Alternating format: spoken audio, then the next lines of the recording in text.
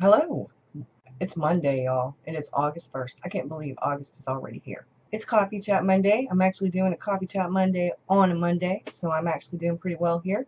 Wrapping July up and talking about August. That's what today's video is going to be about. If you haven't already, grab your cup of coffee or your cup of tea, or depending on your time zone, it's 5 o'clock somewhere, no matter what your time zone is, maybe. Your glass of wine, maybe. And let's get started.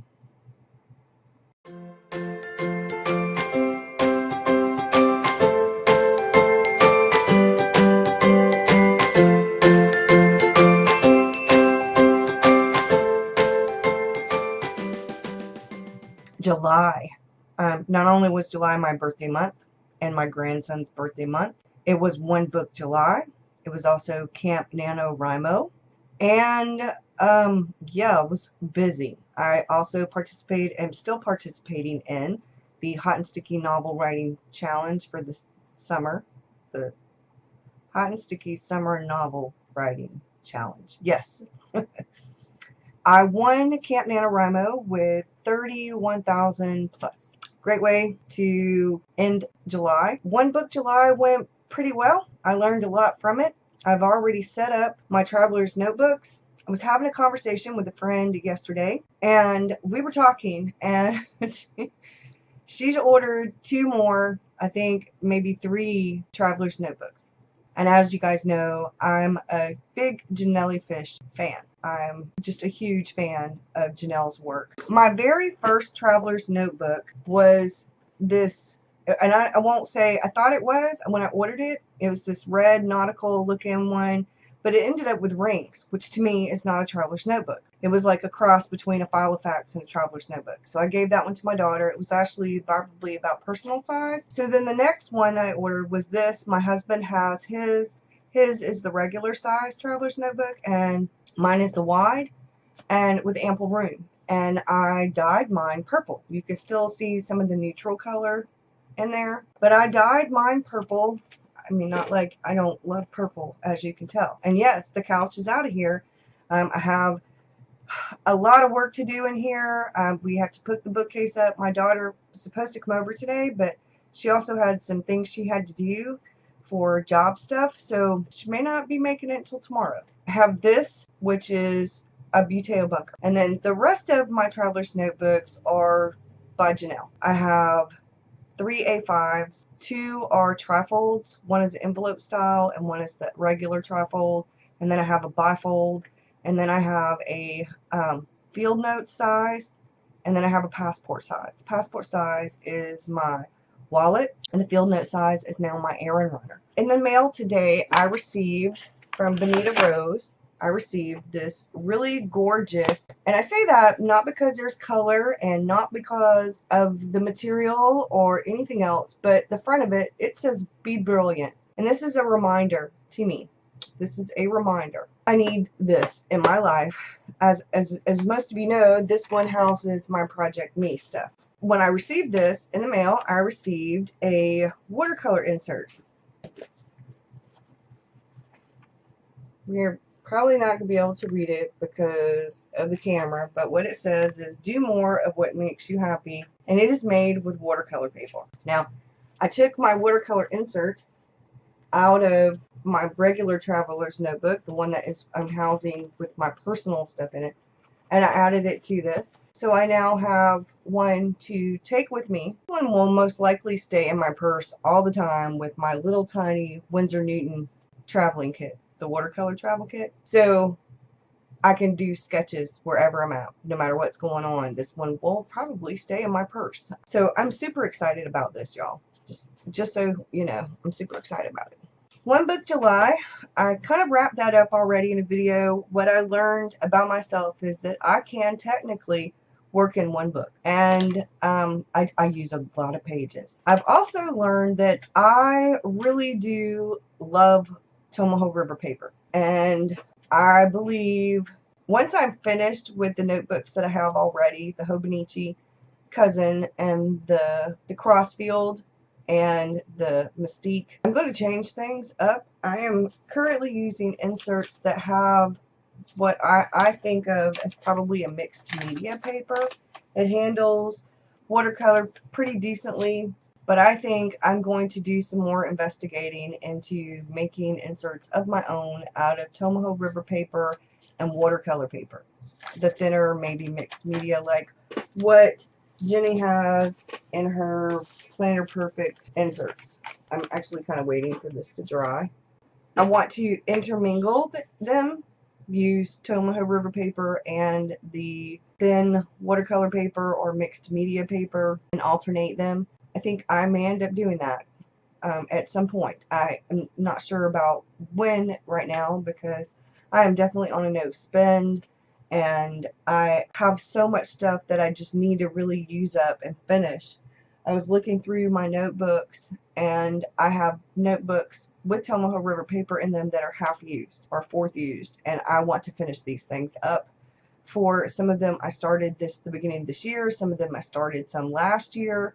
I want to finish it all up. The dates and stuff will be intermingled, but that's okay. It really doesn't matter. They're my journals and they're for fun and they're going to keep keepsakes, and I'll just put little tabs on them for dates, and otherwise it really won't matter. I mean, they're mine. If somebody doesn't like it, then they don't have to look at it or read it or anything else. That's another thing I wanted to discuss. I love watching videos, pictures on Instagram, pictures on Facebook of everybody's journals, their inserts, their paintings, their pages. I love them. They are very inspirational and motivational. And just because somebody does something a different way than you, or somebody does something better than you, it doesn't mean that it's a competition, because it's not a competition. I have been inspired, truly inspired, by My Little Ink, by Allie Brown, by Romany's Realm, by Miss Vicky B. And then I was watching a video on Periscope by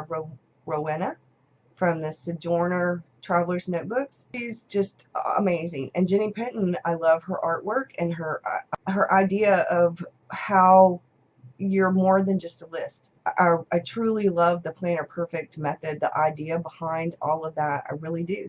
But I think that sometimes people, if they like a certain brand or if they like a certain method of, let's say if they like acrylics, but they're really not big into watercolor, if they like watercolor and they're not really big into acrylics, or if they like more of an ephemera thing, or if they're more into, say, bullet journaling, or if they're more into whatever. If you are more of a minimalistic, if your pages are more about collage and ephemera and pictures, I think that's wonderful. Some people really do prefer sort of a scrapbook style or a smashbook style. Other people prefer art. They like to draw stuff. They don't really, some people like stickers and some people don't. I think whatever it is that works for you, and that is with everything. With everything, whether you are into planning and you like ring bound planners, or if you like traveler's notebooks, or if you like a certain brand of a notebook, if you like a certain brand of paper, whatever it is that floats your boat, it needs to float your boat. I think whatever it is that works for you needs to work for you. I'm one of those people that I like to try a lot of different things. I like a lot of color. I love notebooks. I'm never going to be a one notebook person. One, I do daily journaling. Every day I journal. I write every single day. I have gotten back into art, and every day I want to create something, even if it's just a background for me to write on. I want some kind of color, some kind of something somewhere.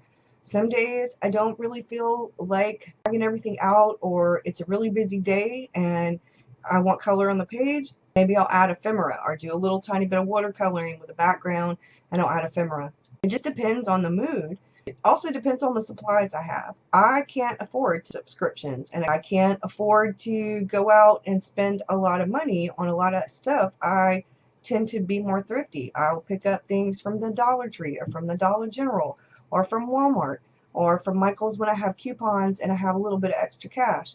I use advertisements that come in. I use old magazines. I use all kinds of things. Lots of times I'm actually drawing stuff myself though. I use receipts. And I have some stuff. I have a lot of scrapbook paper and some stuff from way back when I was doing scrapbooking when I was scrapbooking for our wedding, when I was making stuff for our wedding. I have a lot of stuff from back then.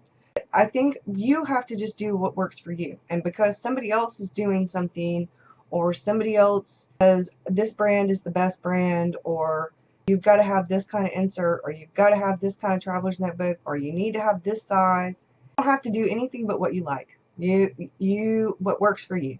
I also think that if you can afford subscriptions and you like stuff like that, I think it's wonderful. If I could afford subscriptions, there are a number of them that I would subscribe to.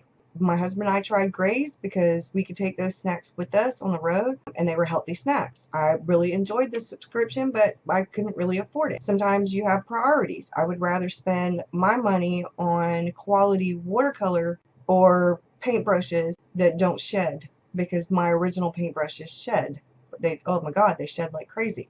So it really just depends on what you like and what works for you. I would rather not have stickers. Now, I used to only have like a handful, like 3 or 4 little stamps. Most of those I bought when I was doing our invitations for our wedding and stuff like that.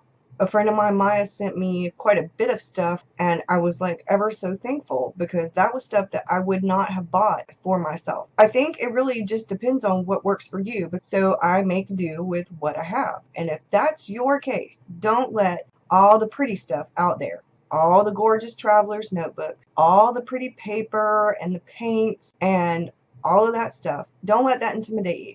You can journal, you can art journal, you can do whatever you want to with Crayola markers, with Crayola watercolor pencils, with the inexpensive Michaels watercolor set. Now, maybe this set is a little chalky, but the colors are gorgeous. That was one of the things I really liked about Rowena said in her Periscope that I watched this morning. She said, if you want to try out watercolors, or you want to watercolor but you can't afford expensive watercolors, the colors are great. It is chalky. After you write over it, it does smooth out some. It's not quite so chalky.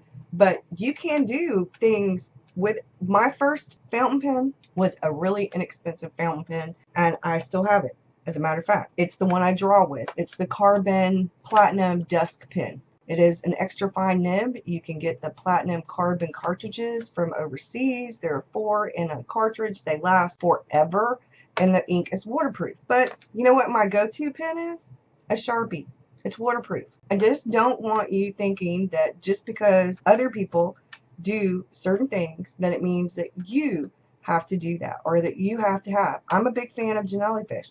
I saved. I waited. For 3 or 4 months, I stalked all the pictures that came up and all the videos that had jellyfish in them until I could actually afford one. My very first traveler's notebook was a Buteo bunker, like I talked about, and it wasn't that expensive. And the leather, oh, the leather is supple. It's like butter, as somebody else said. And I do love that. But I realized after I got it, I got one for me and one for my husband. They were presents for the 2 of us, I believe, for Valentine's Day. I realized, having one myself, that I really like color. I really wanted color, which is why I said, like this, I think it's gorgeous. It doesn't have color, but you know what's going to be in this? Inside of this, it's going to have a ton of color. But you know what this outside tells me? It reminds me that I can be brilliant, to me, myself, and I, not the stuff itself. That isn't what makes me brilliant. That isn't what makes my art. It's not that stuff. It's me. It's what I draw. It's what I do. That counts. That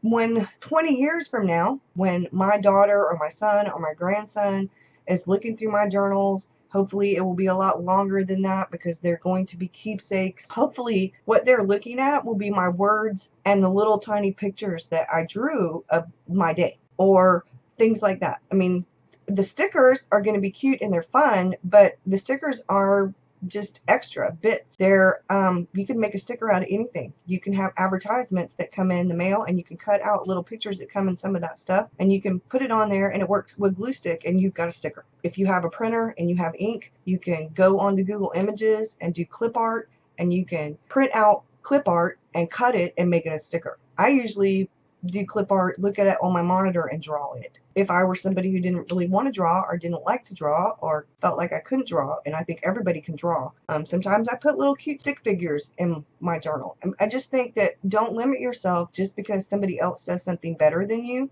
or because you're not sure, because you don't think you have the money to do things. There are a lot of things that you can do that don't require a lot of money. I think for some people, especially those of us who have ADHD or maybe ADD, I haven't had enough coffee, y'all. If you're one of those people who needs more of a list, you can make your life about more than that list and still have a list if you need a list. You can do your top 3 or your top 5. Those immediate things that you need to get to, a doctor's appointment, a conference, or whatever you have going on, you make those things that are in your top priorities, and you can write them down in a little list, or just write them and maybe you can underline them or highlight them. You can do the little bullets. I haven't noticed for myself, I need sort of a guideline. I need to write down things so that I don't forget them, because I'll get distracted. I'll lose my focus because something else comes up and I get busy with something else, and then I will completely forget about something, even if it's an important something,